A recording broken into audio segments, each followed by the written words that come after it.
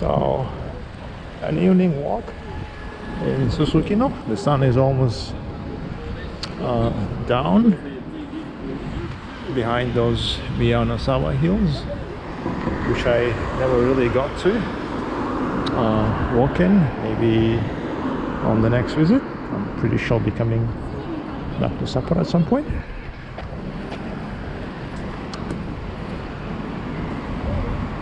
I'll be walking back to Aldori, and meanwhile I'll just observe the early evening activity in Susukino, the #1 kind of entertainment district. You might even say red light district in Sapporo. Maybe the only one, I don't know. Maybe Hakodate has a smaller version, but this is basically kind of Hokkaido's Roppongi, kind of. This is the outskirts, sort of, but there will be more of these kind of establishments as we walk a little bit further to the center towards Odori. I won't be walking the whole thing. I'm just walking from A to B, so cutting through essentially. And according to some leaflets, there's about 3,500 bars of all kinds in Susukino. So there's maybe an odd 100, 200 or so buildings that are literally stuffed to the brim with bars. Most of them are kind of, well, there's two kind of main categories.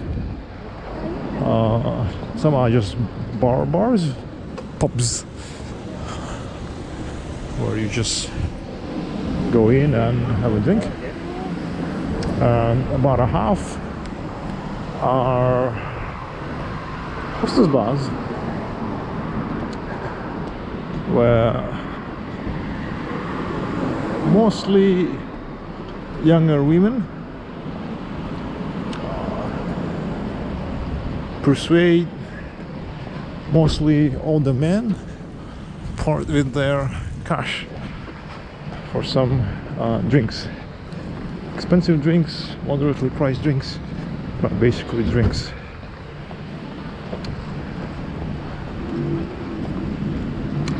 It's not the start of the activity yet. That will start around 7 o'clock and go all the way into the close, into the night. Maybe 1 a.m., 2 a.m., 3 a.m., whatever. The legal time is here. Maybe 1 a.m.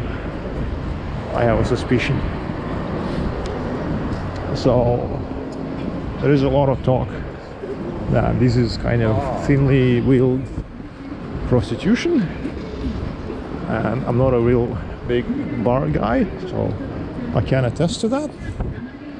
And that's really kind of real prostitution. What I can tell you though is that for the most part it is actually what it is. Basically all the guys pay to chat with younger women, sometimes not so much younger women. There's another subcategory there as well. So, and it doesn't always, actually, more often than not, it doesn't lead to any hanky-panky, so to speak. Let's have a look here. 1, 2, 3, so 12, 30, so about 100 here alone in this building. 100 bars. Can you imagine?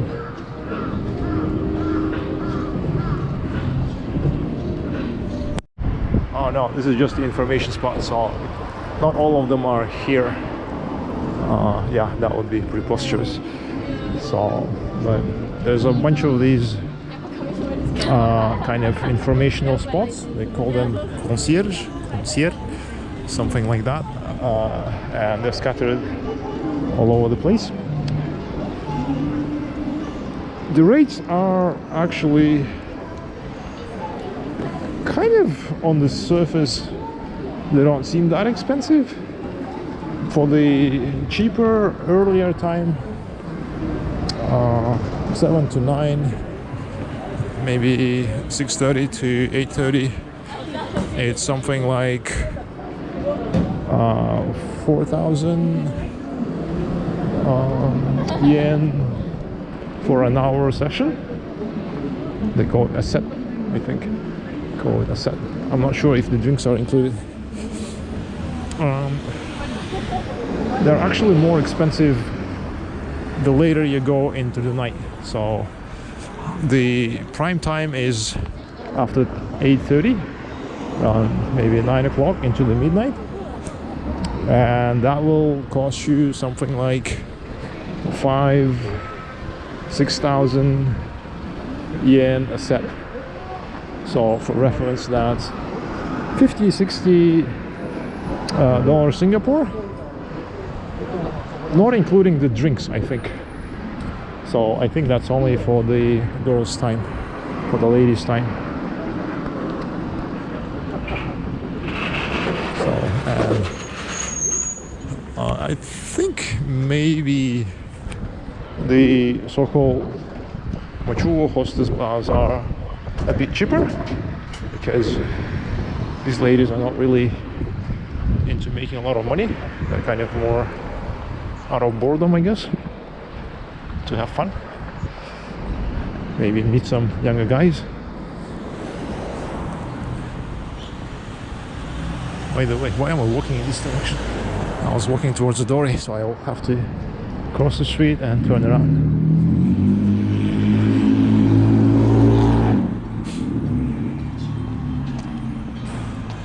Yeah, let's cross the street and turn around.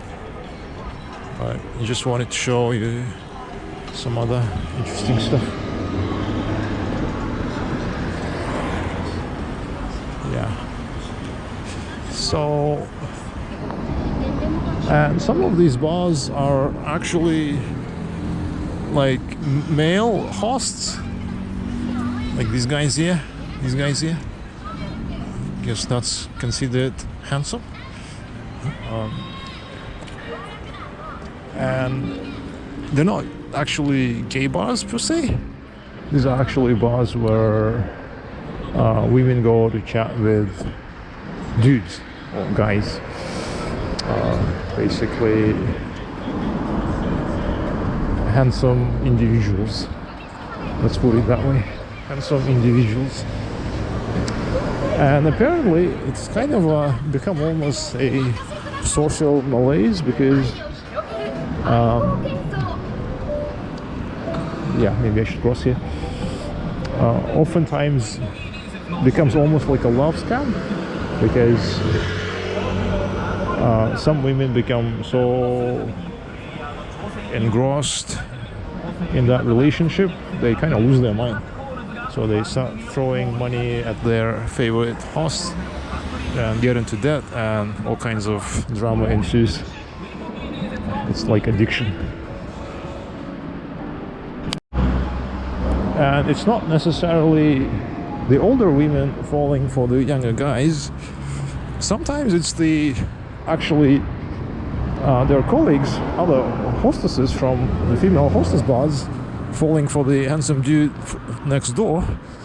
And it kind of almost comical. Basically, these guys are taking their customers' money and giving them to each other and kind of squandering it all in the process. The only ones who actually end up making money are the bar owners, maybe. Also the owners of these little like CD hotels, love hotels nearby, they definitely make money. Bars, I'm not too sure. Maybe F&B is generally like a tough business to run. But basically, somebody makes money, but the hosts and the hostesses and the customers frequently go broke as a result. So, the tragicomedy of life, I guess. Yeah, the dudes in question. questionable dudes in question. The refresh rate, frame rate, yeah, it's not so good. It's one of those information centers that I was talking about. So basically, it's a directory.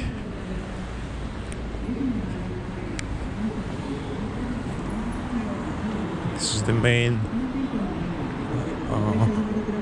avenue that kind of leads into the railway station. So I wonder if it's actually called the same as Ekimae-dori. And the intersections are numbered, so these little lanes, alleys, they have numbers. This one is number 6, I think.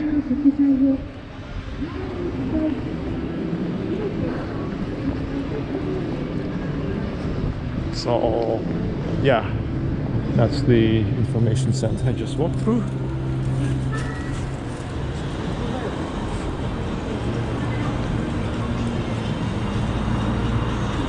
$3,000 on a maybe a square mile, maybe less. It's not that huge.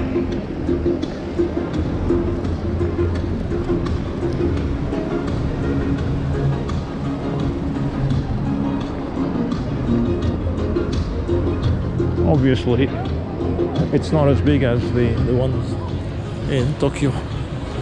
This is just a pub, kind of Irish themed, maybe British themed. Yeah.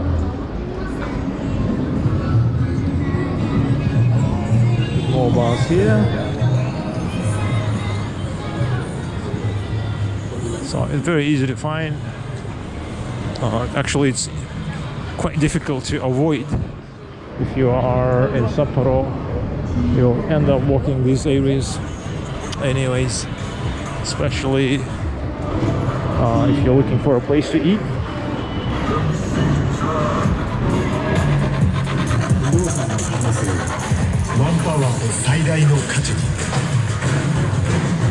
Management TM building. Kokono Susukino also can be recommended. It's on the Susukino station, and when you spend here over a week and you start craving some other food other than Japanese, in Kokono Susukino there is a nice deli grocery store, Daiichi I think it's called. So there's some Western food there, and there's also Donguri Bakery. They have really nice bread. So basically, you won't be out of kind of Western food. And in Hokkaido, they have really nice dairies, really nice butter. So you won't actually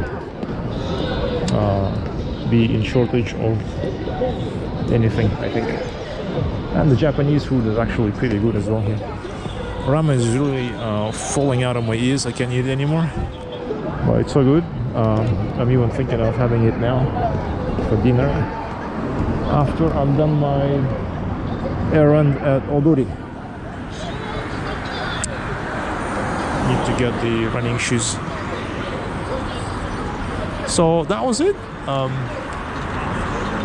Quick notes on Susukino and the various activities are happening here, F&B related and not only.